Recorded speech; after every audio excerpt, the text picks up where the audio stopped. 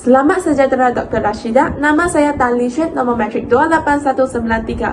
Saya akan menerangkan topik dalam bab 6, Parti Komunis Malaya dan Darurat, faktor-faktor perkembangan pengaruh komunis di Tanah Melayu secara terperinci dalam video ini. Sebelum ini, saya akan menerangkan secara ringkas tentang sejarah Parti Komunis Malaya. Parti Komunis Malaya ialah sebuah pertubuhan yang diasaskan di Tanah Melayu pada tahun 1930.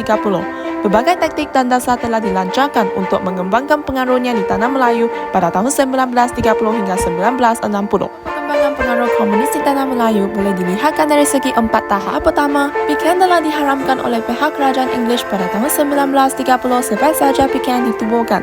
Disebabkan oleh maklumat PKM tidak selaras dengan dasar kerajaan Inggeris. PKM berjaya dipulihkan oleh tokoh baru dalam memimpin parti iaitu Lotek.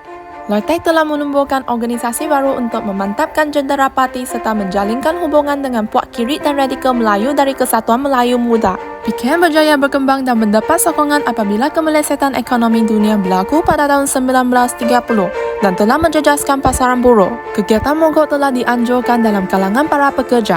Antara mogok yang paling besar melibatkan 600 orang di Lombong Arang Batu di Batu Arang Selangor. Niat PKM adalah untuk menimbulkan kekacauan dan ketidakstabilan dalam ekonomi bagi merampas pentadbiran negara ini dari British. Peristiwa lain yang menjadi faktornya ialah Perang China-Jepun yang meletus pada tahun 1937. PKM mengambil kesempatan untuk mengeksploitasikan perasaan anti-Jepun sebagai usaha menarik sokongan orang Cina di Tanah Melayu dengan menganjurkan beberapa kempen anti-Jepun. PKM telah berjaya menyebar perasaan anti-Jepun dalam kalangan orang Cina di Tanah Melayu untuk menyokong perjuangan mereka. Namun, orang Melayu tidak menerima ideologi yang disebarkan oleh komunis yang tidak mempercayai wujudnya Tuhan. Tahap kedua merujuk kepada zaman Perang Dunia Kedua. Pada tahap ini, PKM telah berkembang dan mendapat sokongan daripada British sekaligus bekerjasama dengan British dalam menentang Jepun.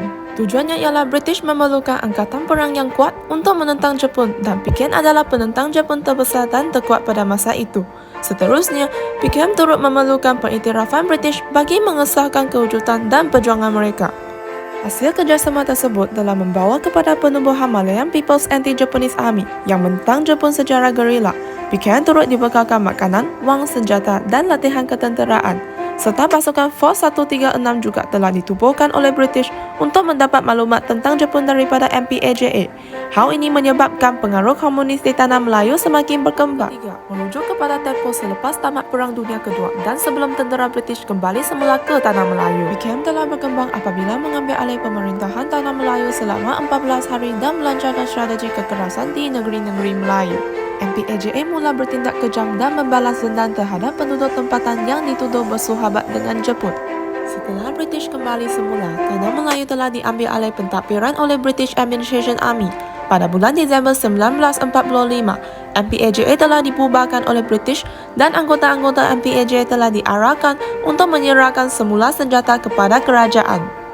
Walaupun arahan ini dipatuhi, terdapat lagi sebahagian besar senjata dan bekalan makanan masih disembunyi di hutan.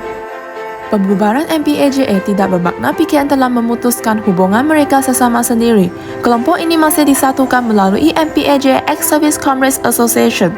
Tujuannya adalah untuk menjaga kebajikan ahli dan pada masa yang sama untuk terus meletakkan mereka di bawah pengawasan dan pengaruh parti. Tahap keempat merujuk kepada zaman darurat. PKM kemudiannya mengubah dasar dengan tidak lagi bersikap anti-British secara melampau. Pada September 1945, PKM telah menghantar 8 cadangan dan 6 unsur berkaitan masalah politik tanah air kepada British tetapi telah ditolak. Itu PKM telah menyusup ke dalam kesatuan-kesatuan sekerja dan mendorong pekerja untuk melancarkan mogok. 3 orang peladang Eropah di Sungai Siput Perak turut dibunuh oleh komunis. Sir Edward German isytiharkan undang-undang darurat. Setelah darurat dikuatkuasakan, PKM meneruskan kegiatannya secara gerila melalui gerakan bawah tanah. PKM telah mempergiatkan pergerakan dan telah menetapkan 3 strategi perjuangannya untuk membantu mencapai tujuan mereka. Strategi pertama ialah komunis menyerang kawasan sumber ekonomi penting. Kedua, PKM bertindak mengukur dan menambah bilangan askar. Ketiga, komunis menyerang kawasan-kawasan yang lebih strategik. Faktor-faktor perkembangan pengaruh komunis boleh dilihatkan dari segi 4 tahap. Pada setiap tahap, komunis telah melakukan pelbagai kegiatan yang menjadi faktor pendorong perkembangan pengaruhnya di Tanah Melayu.